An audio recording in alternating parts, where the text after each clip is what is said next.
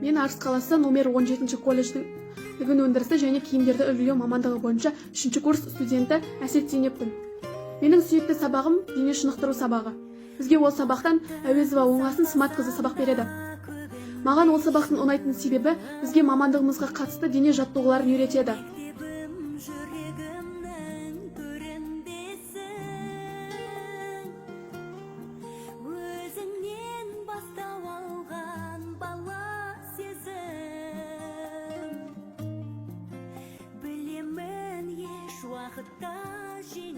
Мен Түркістан облысы Арыс қаласы номер 17 колледждің тігін өндірісі және киімдерді үлгілеу мамандығы бойынша 3 курс студенті Жақсыбек Гүлвира. Менің сүйікті пәнім киімдерді құрастыру пәні. Бұл пәннен бізге Қылмұрзаева Зілиха апайымыз сабақ береді. Бұл пәннің ұнау себебі біз өзімізге керек мамандықта киімдерді қалай дұрыс құрастыру керектігін үйренеміз.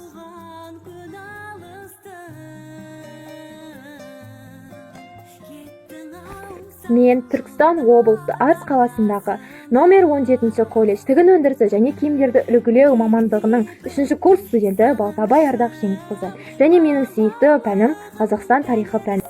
Сүйікті ұстазым Сайнұр апай күні бүгінге дейін саусақтар мен ғұндар дәуірінен бастап Керей мен Жәнібектің қазақ хандығын құруы.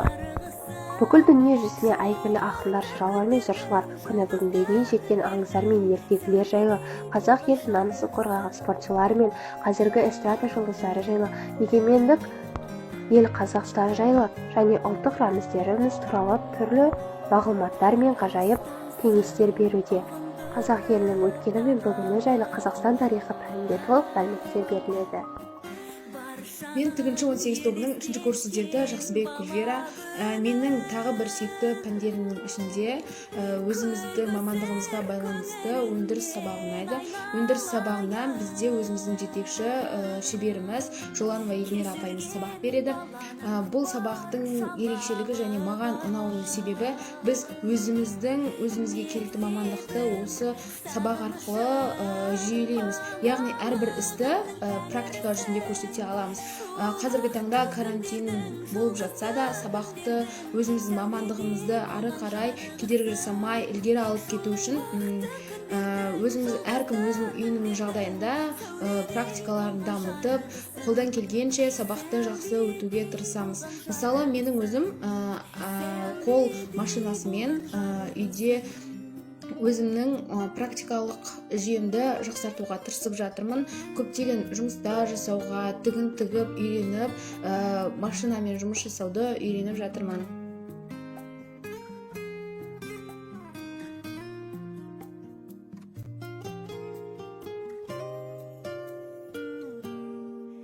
Бақыттың самғасамда көгінде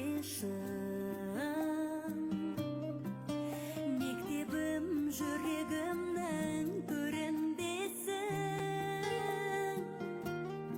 өзіңнен бастау алған. Мен Түркістан облысы Арыс қаласы номер 17 колледждің тігінші мамандығы бойынша 3 курс студенті Көшерая Жан боламын. Біз тігінші мамандығында түрлі тұрмыстық бұйымдарды толығырақ айта кетсек, тұрмыстық киім-кешектерді, төсек жаймаларын, корсеттік бұйымдарды, арнайы формалар мен арнайы киімдерді тігумен айналысамыз, және де осы мамандықта осы бұйымдарды тігіп үйреніп шығамыз.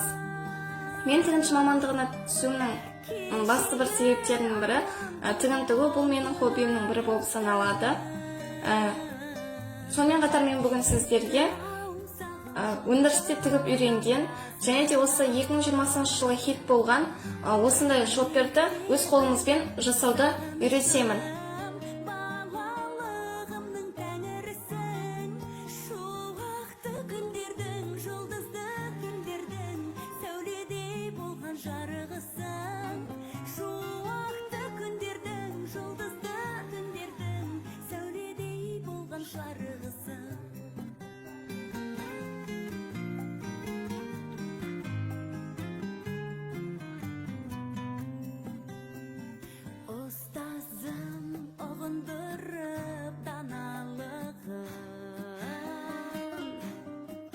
Баршаның елестеткен бала күні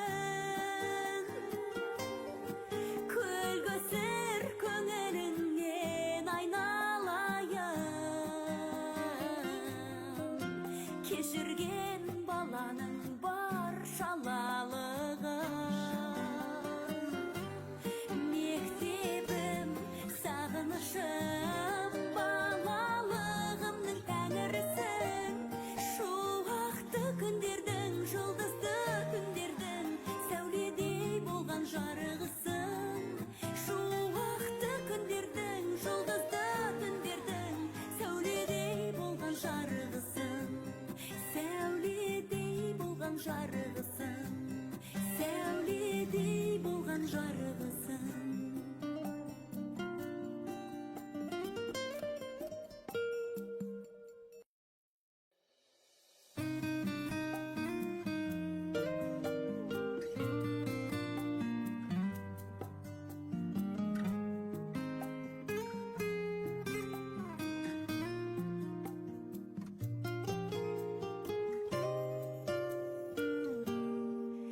Бақыттың самғасамда көгінде шын. Мен тігін 8 тобының студенті Сарсанақ Дидар. Менің ең сүйікті пәнімнің бірі бұл тігін өндірісінің технологиясы. Жалпы қазіргі уақытта карантин кезінде уақытымды құр өткізбей, Қазақстан атақты дизайнерлердің жұмыстарын қарап, қызығып, олармен танысып отырғаным өте қатты ұнайды. Үй кезінде тұрмыстық машинамен, қол тігістерінен бастап, кішкентай балалардың кішкентай размердегі көйлектерін, бас киімдерін тігіп үйреніп жатырмын. Өз мамандығымды қатты ұнатамын, себебі өзінің сүйікті ісін ұнатып сонымен айналысқан адамға ешқандай ауыр жол жоқ. Ол сонда ғана ол өзінің мамандығын шебері болады. Негізінен көбінде қалдық маталарды тастамаймын, себебі олардың құрақ көпе немесе шынтақ жасықтар, болмаса басқа да сіңлеріне, өздерінің қуыршақтарына көйлек тігіп, немесе шарф тігіп, пабодоктарға түрлі сіңір жамау ретінде қолданған өте қатты ұнайды. Мектебім, сағынышым, балалығымның тәңірісің. Шуақты күндердің, жұлдызды түндердің, сәуледей болған жарығысың. Шуақты күндердің, жұлдызды түндердің, сәуледей болған жарығысың.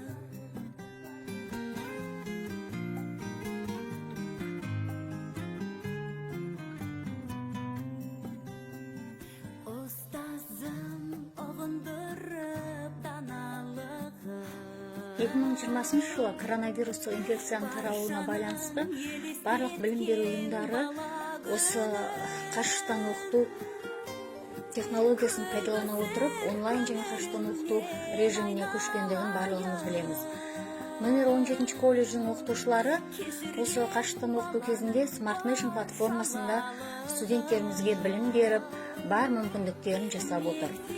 Мына жоғарыда шағын ғана бейнероликтерде біздің студенттеріміздің 18 тобының қашықтан оқыту кезінде білім алғандығын және сонымен бірге ешқандай қиындықтар туғызбағандығын дәлелдеп отыр. Қорыта келгенде, мына қашықтан оқыту технологиясы студенттерді жаңа технологияларды меңгеруге, өз бетінше ізденуге, алға ұмтылуға бағыт берді деген сенімдеміз. Назарларыңызға рахмет.